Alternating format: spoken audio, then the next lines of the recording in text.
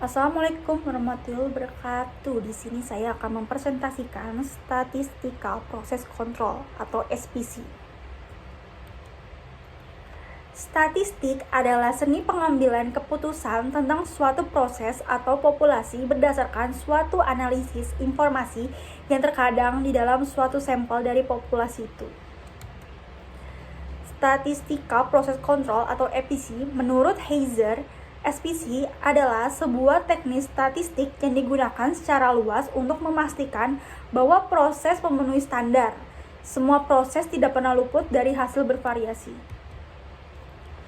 Tujuan Statistical Process Control menurut Gerald Smith adalah yang pertama, meminimasi biaya produksi. Yang kedua, memperoleh konsistensi terhadap produk dan servis yang memenuhi spesifikasi produk dan keinginan konsumen.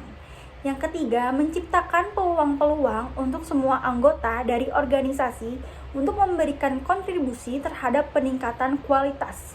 Yang keempat adalah membantu manajemen dan karyawan produksi untuk membuat keputusan yang ekonomis mengenai tindakan yang diambil yang dapat mempengaruhi proses.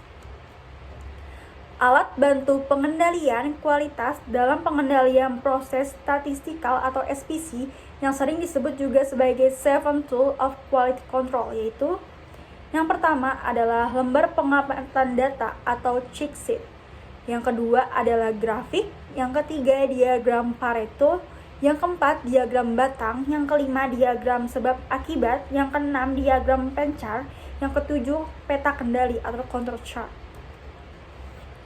Penyusunan diagram Pareto meliputi 6 langkah, yaitu yang pertama, menentukan metode atau arti dari penganalifikasian data, misalnya berdasarkan masalah, penyebab jenis ketidaksesuaian, dan sebagainya.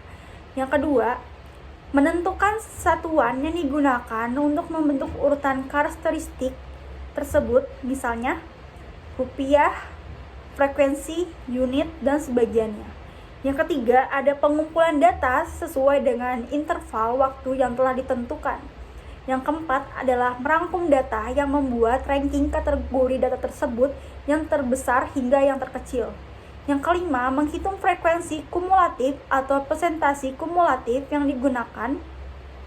Yang keenam, menggambarkan diagram batang menunjukkan tingkat kepentingan relatif masing-masing masalah. Mengidentifikasi beberapa hal yang penting untuk mendapatkan perhatian. Selanjutnya adalah pengelompokan jenis-jenis peta kendali tergantung pada tipe datanya. Yang pertama ada data variabel, merupakan data kuantitatif yang diukur untuk keperluan analisis. Contoh dari data variabel karakteristik kualitas adalah diameter pipa, ketebalan produk kayu, berat semen dalam kantong, dan lain-lain.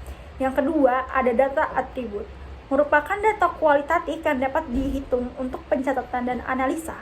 Contoh dari data atribut karakteristik kualitas adalah ketiadaan label pada kemasan produk, kesalahan proses administrasi, banyaknya jenis cacat pada produk, banyaknya produk kayu lapis yang cacat karena korelap, dan lain-lain.